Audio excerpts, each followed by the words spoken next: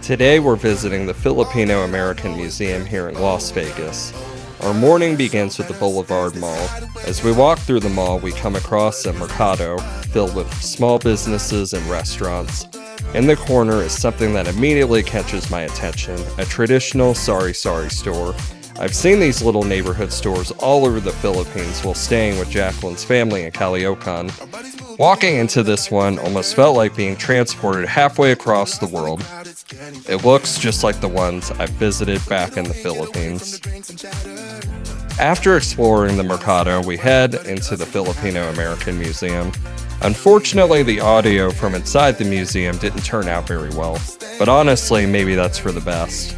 Instead of simply showing you the exhibits, I want to share what I've learned from experiencing the Philippines myself. For those of you who are new to the channel, I'm married to a Filipina named Jacqueline. That relationship has completely changed my life.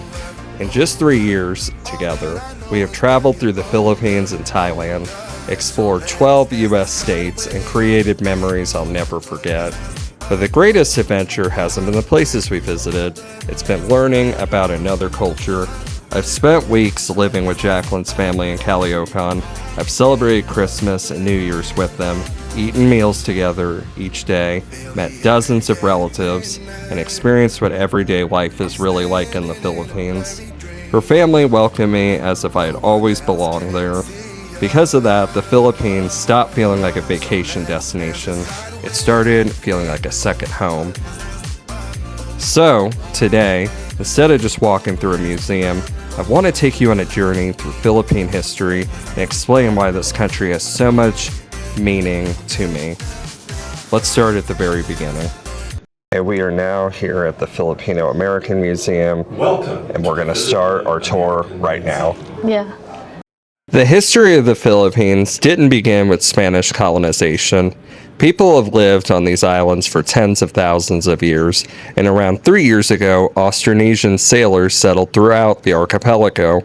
These incredible navigators crossed thousands of miles of open ocean long before modern technology existed.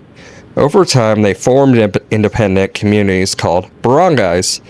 One thing I found fascinating is that these communities weren't isolated from the world. Long before Europeans arrived, Filipinos were already trading with China and other parts of Southeast Asia.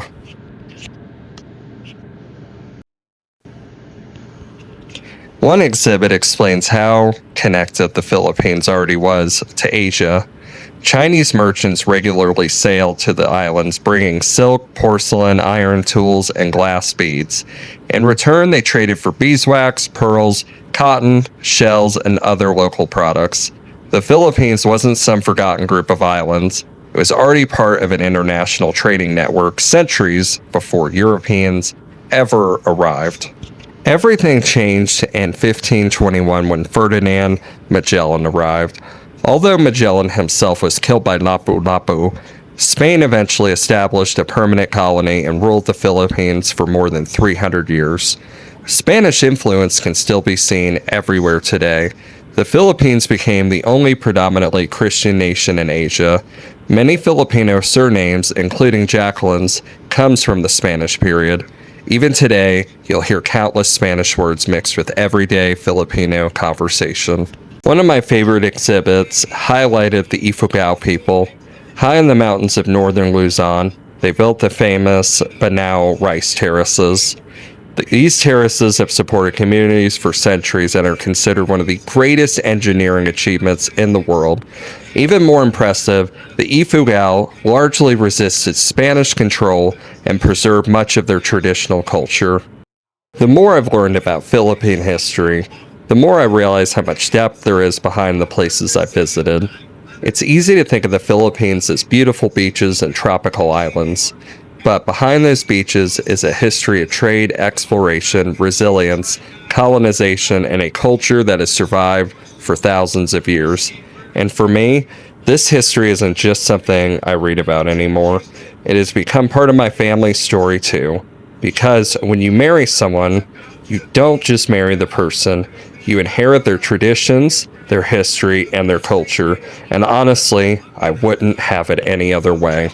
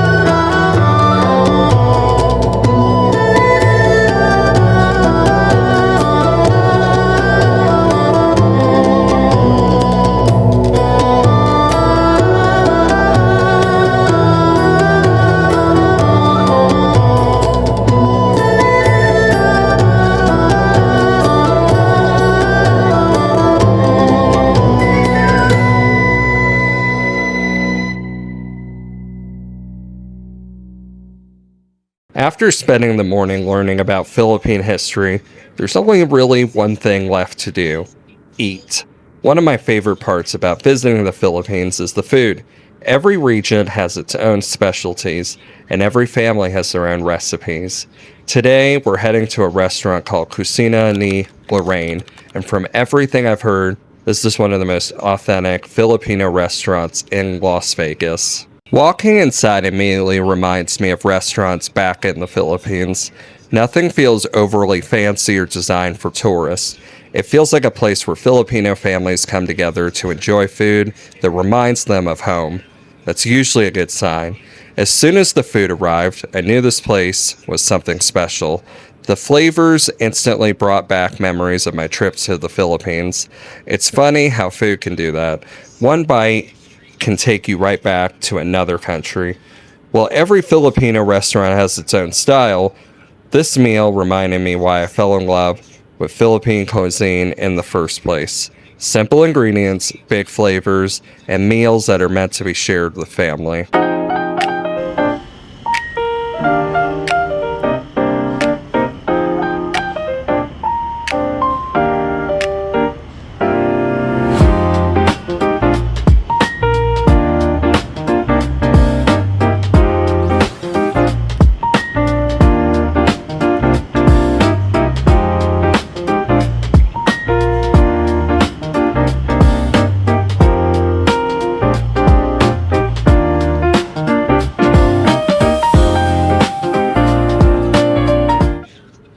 Before ending the day, we make one more stop. If you've ever lived in the Philippines, or if you're a Filipino living in the United States, you probably heard of Seafood City. For Filipino Americans, this is more than just a grocery store. It's a place where you can find ingredients and snacks that remind you of home. Whenever Jacqueline comes here, she gets excited because there are so many things that are difficult to find in a regular American grocery store. Walking through the aisles almost feels like walking through a grocery store in the Philippines.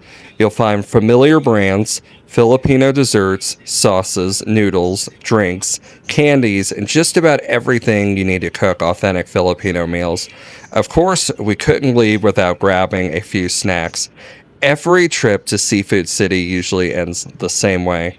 We come in planning to buy just a couple of things, and somehow we leave with a cart that's a lot fuller than we expected. If you have any recommendations of snacks for me to try, please comment that below.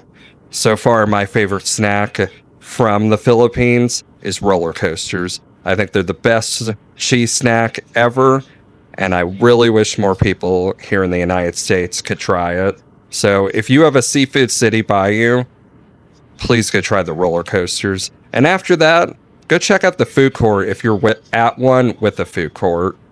Absolutely amazing.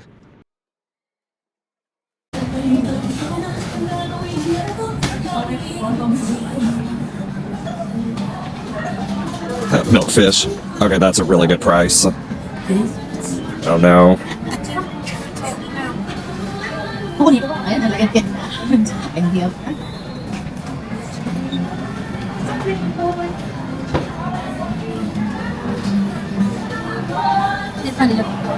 Yeah. Oh, you haven't tried it? No. Oh, Pandesal. I know. I cannot buy one because What, because we're gonna eat it all? June 19. Gusto mo you can get some chow already. Some chow. I like some chow pow. Where you go back here before we left? Oh, we're definitely coming back. So,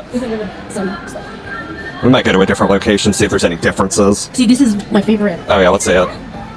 What's your favorite? It's not bad. Oh look, they have the Korean Oreos. I remember this here in Philippines. Of course. But Creamos are the best. Ooh, I seaweed. wonder how much is the kojic here.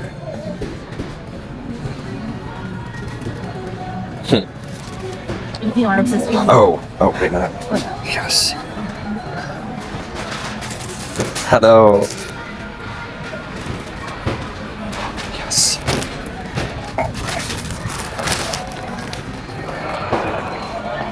And my favorite lava cake. I love quakes.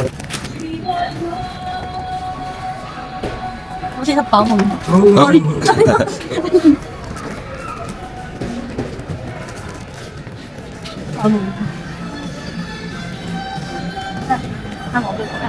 Yeah. You know what? Let's get Pandesal.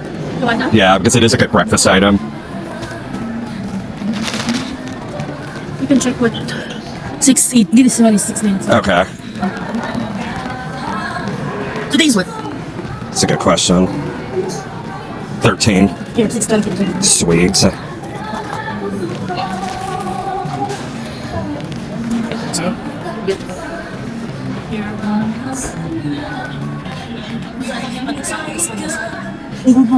What are you looking for? Peanut butter. Some peanut butter? Dumanin. It's really expensive for peanut butter. Can you get that? It says it's $12. No, that's 6 only. This one is 12. Oh, okay. Okay. Okay, here, you hold it.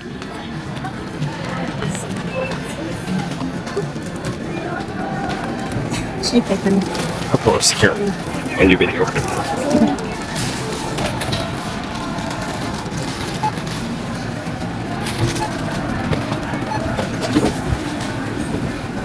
Today wasn't about casinos or flashy attractions. Instead, it was about experiencing another side of Las Vegas, one that many visitors completely miss.